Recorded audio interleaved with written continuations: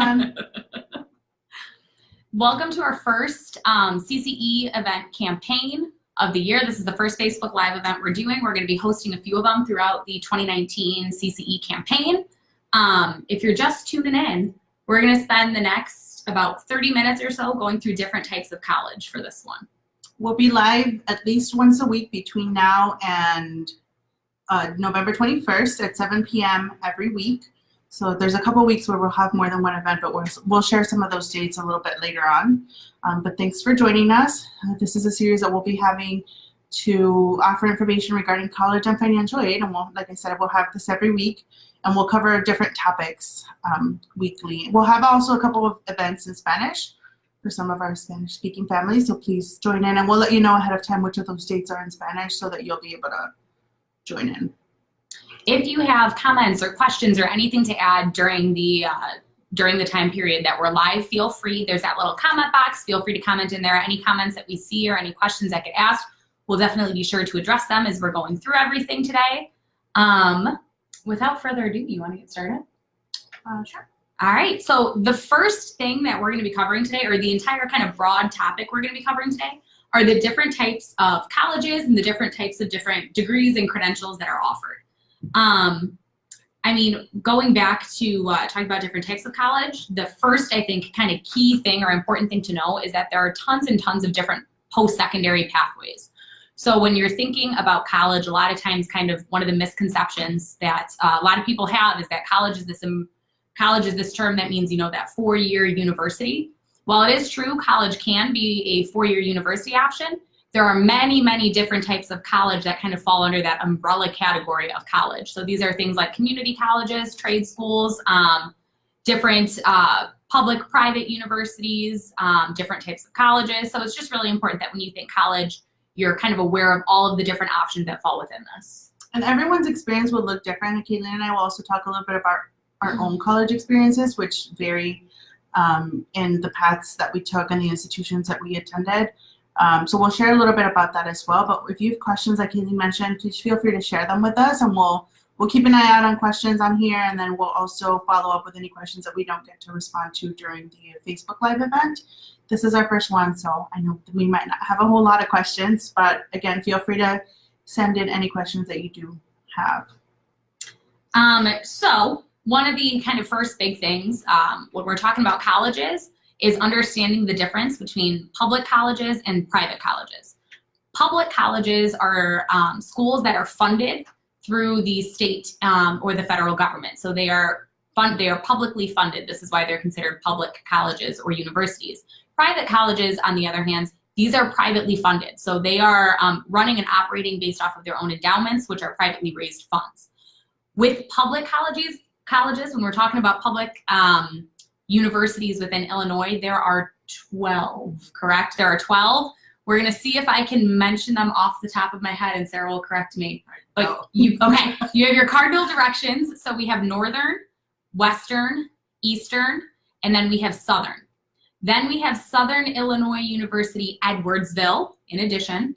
Then we have, oh gosh, I went out of order here, Northeastern.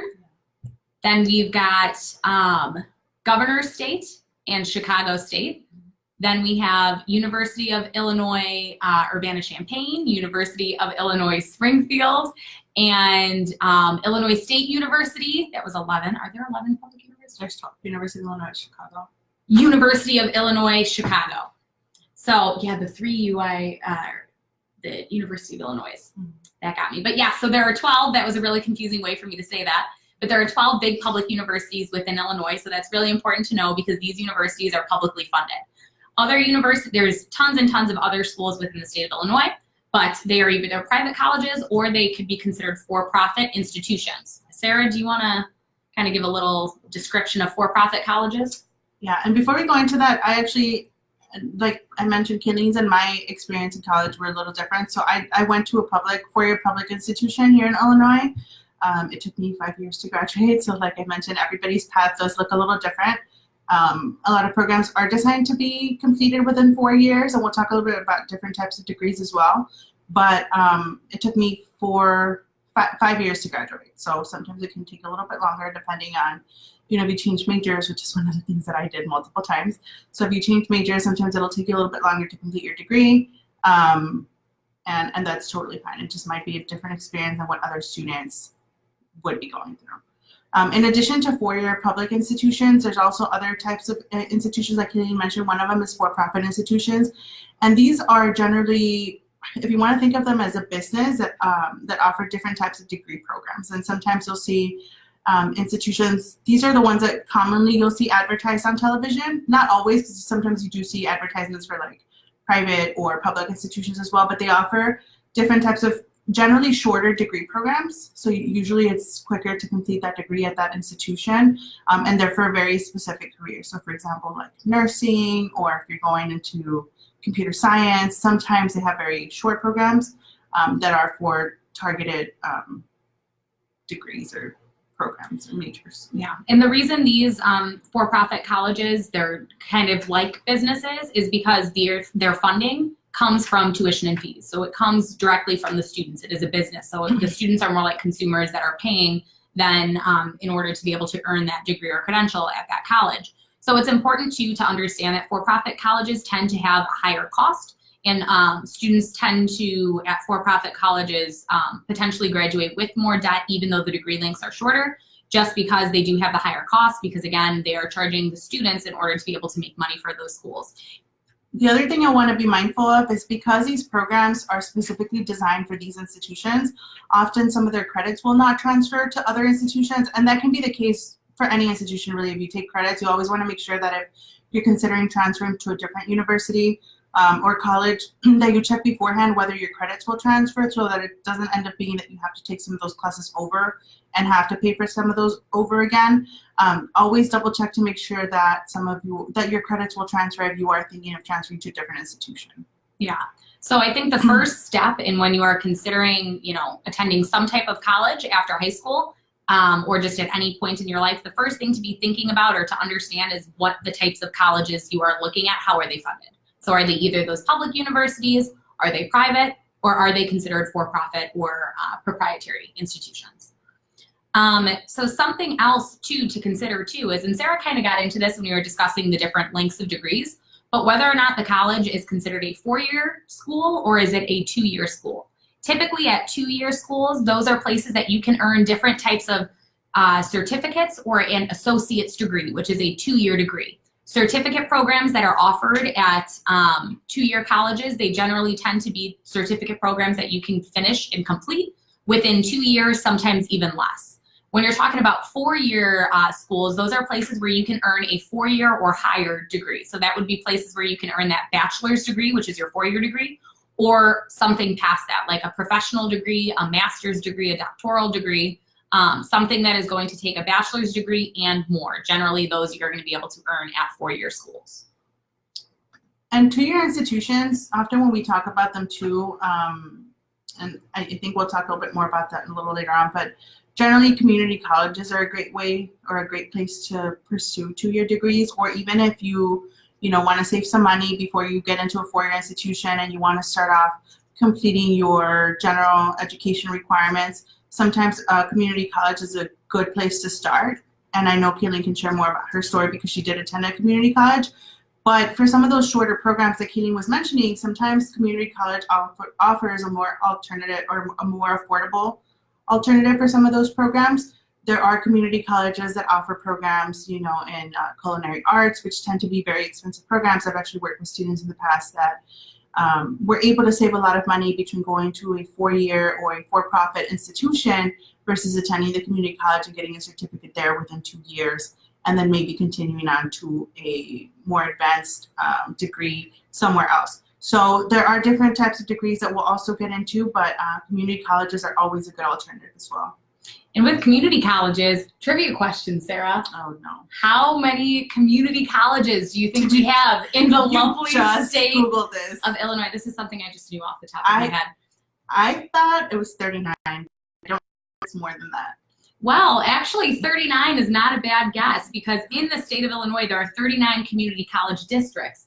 However, we specifically within the state of Illinois have 48 individual community colleges. So something important to understand when you're talking about community colleges is that Community colleges have districts. So there is a specific kind of geographic location for you to determine which community college is going to be in district for you. So the easiest way to figure that out is going to be by talking to either the counselors or the post-secondary coach within your high school, and they'll be able to tell you the community college that your high school feeds into.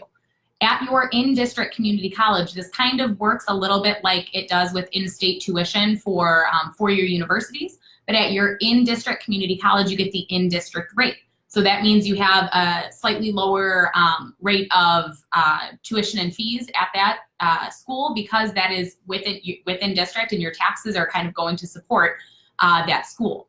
You can attend other community colleges outside of your district, but it's recommended that if possible, you attend your in-district community college. Something else to know though is if your in-district community college does not offer the specific degree program that you're looking for, generally you're able to then attend an out-of-district community college if it's for the reason that the out-of-district community college has that degree or certificate program that is not offered at your in-district community college. But it's important to kind of understand that piece. And you can always start, if you do run into that situation Keelan was talking about where your institution doesn't offer a program that you're interested in, contact your school first, your local community college, because they'll let you know if they have some sort of agreement with other nearby community colleges where you would still be charged that in-district tuition and fees.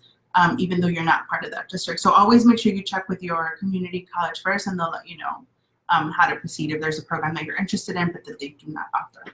And as Sarah had mentioned, community college, that was part of my post-secondary path. So as soon as I graduated high school, I attended community college for my first 2 years and I obtained my Associates of Arts at community college.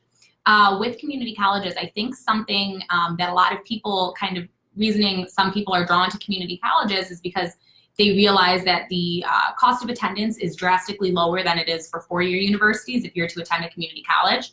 I think it's good to know, though, that if you are considering attending community college, the best way to get the most bang for your buck is by completing a degree when you are at community college. So going up to earn that associate's degree and then from there transferring on. The reason being, if you attend community college for only a semester, and then you decide, okay, I'm just gonna go there for a semester, then I'll go to a different four-year school or I'll transfer out to somewhere else.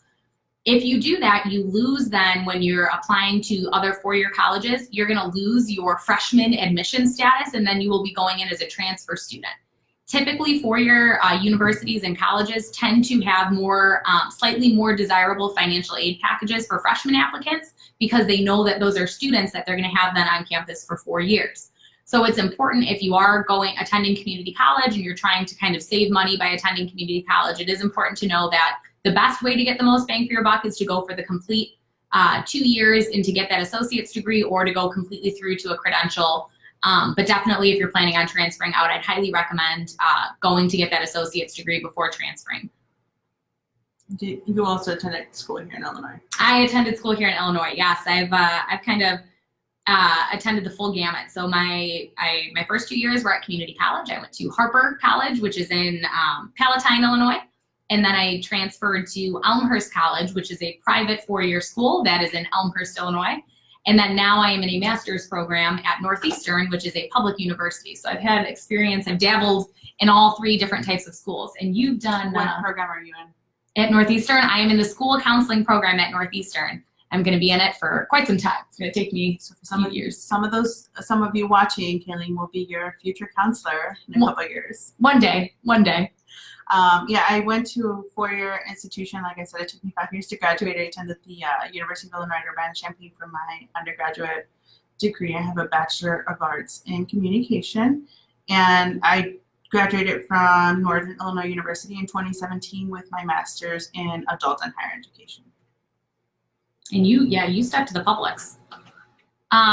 So something else to consider too when you are just considering different school options, something to look at, this is something a little bit off topic, but slightly relevant, is thinking about where you're gonna live and if commuting is an option for you. Depending on the school, commuting may or may not be an option. Just geographically, if you're attending somewhere that's far away from wherever you reside, commuting is obviously not gonna be an option. But something else to think about that with either community colleges or with four-year schools, Sometimes you are able to, so community colleges, certain ones, depending on where you are, may have dorms available. So you can potentially live on campus at a community college, depending on which community college it is. It's less common to see dorms on community colleges because those are mostly thought of as commuter campuses. However, something else to think about with four-year degrees, some schools say that some schools will not allow students to commute for their first year. Some schools might have requirements where freshmen have to live on campus. So it is important to think about housing, because I know that is something that some students say, I want to go somewhere where I definitely can commute, or I want to be somewhere where I can live away and not be living at home anymore. So when you're considering different school types, it is important to think about that, because depending on the school you're at, they might have different kind of requirements, or they may or may not have those options available to you. Did you live on campus? So I was kind of interesting. So when I was in community college, I commuted. So I lived with my parents, and then I went to Elmhurst. And at Elmhurst, I lived on campus for my first year. And then for my second year, it was off-campus housing. So I rented an apartment, but it was, around the campus area, but not campus housing. And then now I live off campus, just commuting to grad school. How about you? You were on campus. For my undergrad, I was on campus for my first 3 years. So I lived in the dorms. I switched around different dorms. And then my last 2 years, I lived in off-campus housing apartments as well. Were you an RA ever? No. You seem like an RA. I would have thought the same for you. But an RA stands for residential assistant, or residential advisor. Mm-hmm. Residential advisor. And typically the reason I asked if she was an RA, because if you are an RA, a lot of times they will waive room and board. So you won't have to pay room and board, but you'll have to live in on-campus housing. And then it's like a part-time job. You do have to, you're working when you're on. There'll be certain nights of the week where you're working, and you have to make sure that things are going well in the dorms, and you have to kind of host meetings, make door decks, stick things on the doors. I'm not about the door decks. Yeah, well, the thing is though, RA, that can be a huge way to bring down the cost of attendance at a university, because typically most schools will completely waive your tuition and fees if that's what you're doing. So that can be a great option if you really want to be living on campus, but you don't want to have to deal with the room and board. Not sure this would be surprising to you, but I was a peer computing consultant. So She's a tech girl.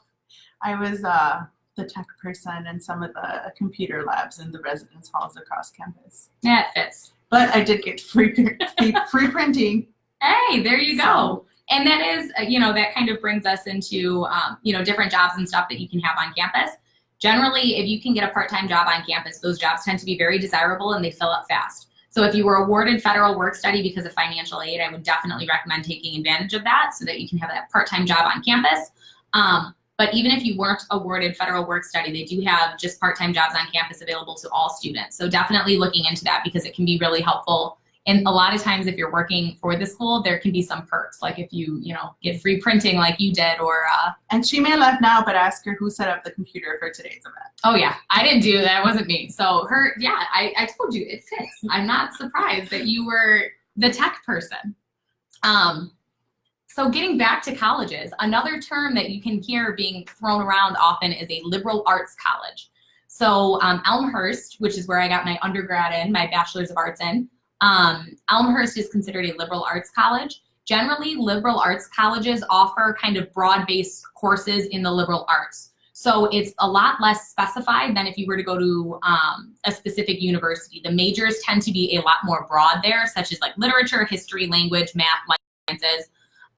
Most liberal arts colleges are private, and most of them are, your four-year schools. So that's something too, if you kind of have, if you're thinking about different colleges and you can't really focus in specifically on exactly what you want to do, but subjects that you enjoy, and those subjects, say maybe they are part of the liberal arts, so kind of more broad-based subjects, a liberal arts college might be a really good fit, because the degree programs tend to be more broad, and you'll have to kind of take more of those broad courses than you would in more of a traditional kind of university, where it's a lot more specific to whatever degree program you're in. And did you talk about the difference yet between colleges and universities? I thought that was interesting.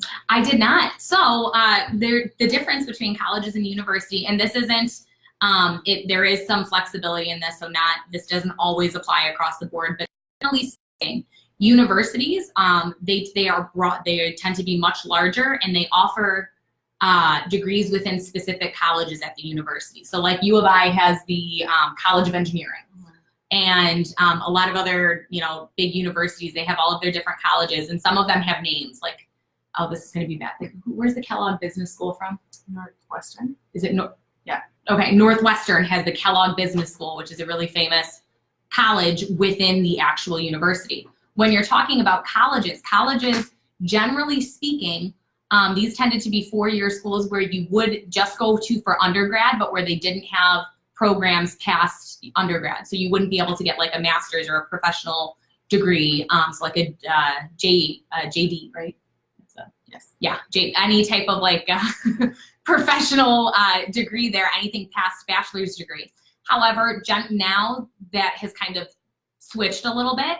It tends to hold true, but there are certain schools that might be called college where they still offer master's programs and professional degrees at, but that was kind of when it was originally set up. That was kind of the way that they operated. I know Elmhurst College now offers master's degrees as well, so doesn't always fit, but it's just a little tidbit, something nice to think about. So we had kind of touched on community colleges. Don't want to beat a dead horse here. Is there anything else we want to add on community colleges? I do like that saying. No, in the Chicagoland area, which is where I was based when I was in high school, or where I lived, not based, where I lived in high school. Her headquarters. We have City Colleges of Chicago, and that would be one of the community college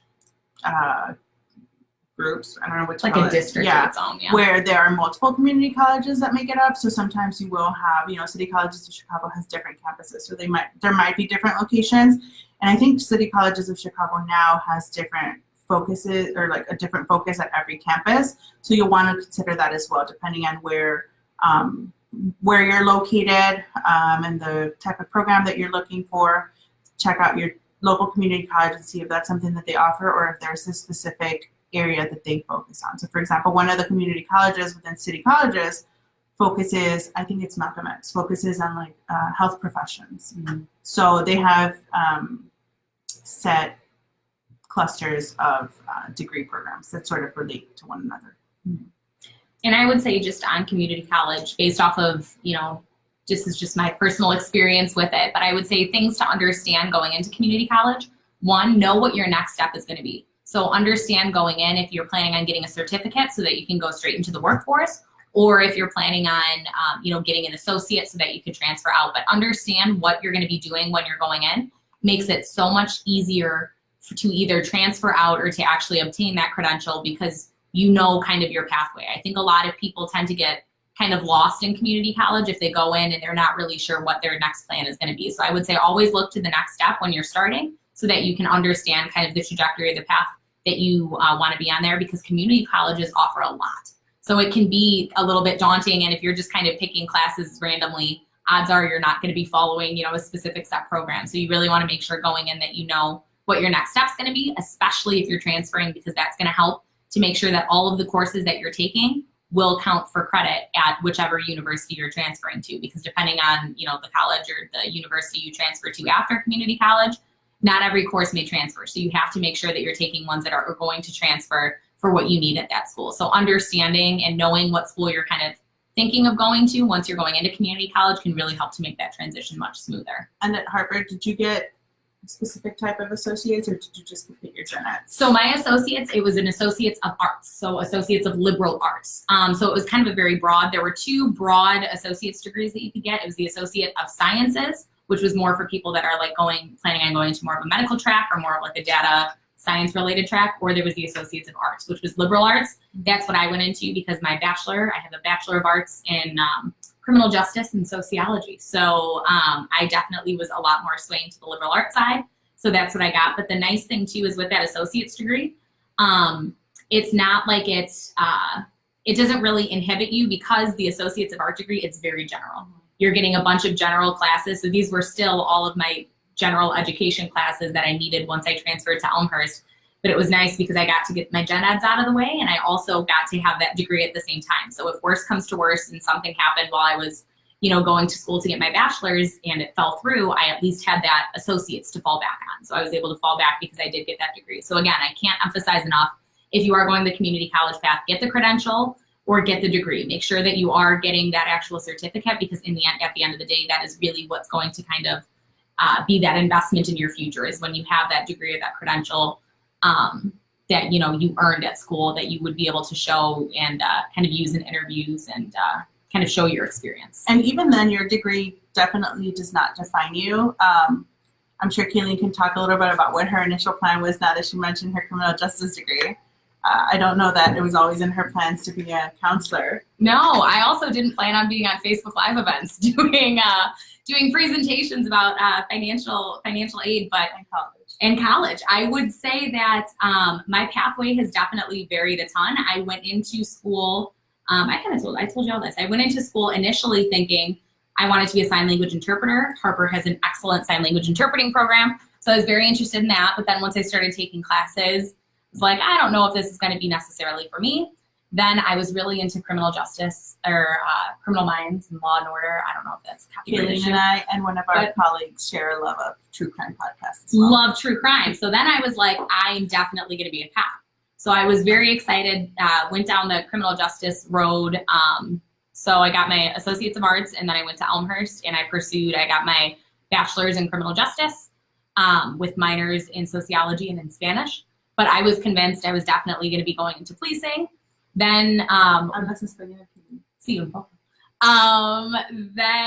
when I graduated, I was testing for different police departments, and I was like, I really, need a position, something that I can start now, because student loan debt is real, and I was like, I need to be able to start paying back student loans. And we'll talk about student loans. Mm-hmm. And so this is going to be a shameless plug for our ISAC core. But I had a friend who started in a position, she got hired right after she had graduated from school, and it was as an ISAC core representative. I said, I have no idea what that is. I've never heard of that before in my life. She said, Kayleen, you're a pretty talkative person. You like talking to people. You like working with people. I think you'd be a great fit for this. I said, okay, but my bachelor's in criminal justice, I don't know if they'll take me. She said, the only requirement is that you have to have a college degree, and then you're going to serve as a near-peer mentor, and they'll train you on college and financial aid, and you'll go out into the community and you'll serve students and their parents and explain your process and, kind of what you just went through, and then also explain to them and help them work through the financial aid and the college going process. So I started as an ISAC core member. I ended up loving what I was doing as an ISAC core member, staying on with ISAC now as a professional development specialist. Met a lot of counselors, realized how much I really like that interpersonal student-facing work. So then now I'm back in school for a completely different degree than was my bachelor's degree, but I'm back in school to become a school counselor. And one day I'll be doing that school counseling route. But that's just a little glimpse in a nutshell of how, there's a lot of personal information about me there. But just a little kind of insight into how your path can change and how just having a degree opens a door. Because I did not think with my criminal justice degree that I would be sitting in the position where I'm sitting now. But I am so thankful that I am, and just having that degree, that was the mechanism or the vehicle that got me to be able to be in the position I am now and find a path that I think is an even better fit for me. So college really does change everything. All right. Do you have something? Give me something, Sarah. Talked a lot. Hey, Joe. We have one hello from Joe, who is actually a former core member as well. I think he was hi, Joe. From the original core, I think. From Matt's cohort. What year is that? 2009. 2009, is that correct, Joe? Joe, give me a like if it's correct. Let us know. We're glad to see you back. But again, this is a testament to our core members and the places that they end up. And we are in the 10th year of the core. We are in the 10th year. We both of started as core members. I started as a core member as well in the city of Chicago on the southward. Actually, the entire south side.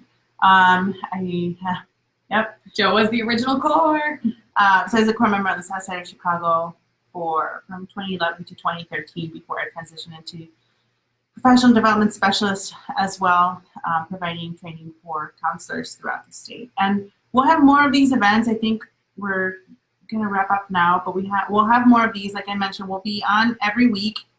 It might not always be Kayleen or me. We have other colleagues as well that will be joining us, all part of our training team. Ana Moya and also Manuel Talavera. We also have another staff member that will be joining us next week, but I don't know if she'll be joining us for the Facebook Live portions of these events. But shout out to Megan as well, who'll be starting with us on Monday. Our newest trainer. But next week on the 18th, so now until October 1st, I think, or October 9th, we'll be on every Wednesday at 7 p.m.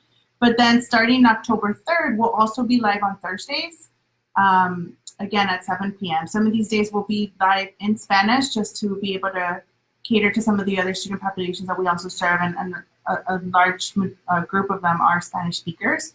And so Anna and I will probably be hosting those events. Next week, we'll be talking about financial aid. We'll give a general overview of what financial aid is, talk a little bit more about the different types of financial aid that are out there that you can apply for. And then in the coming weeks, we'll talk more about admissions, the FAFSA. So for anybody that's not familiar with the FAFSA, it's a free application for federal student aid.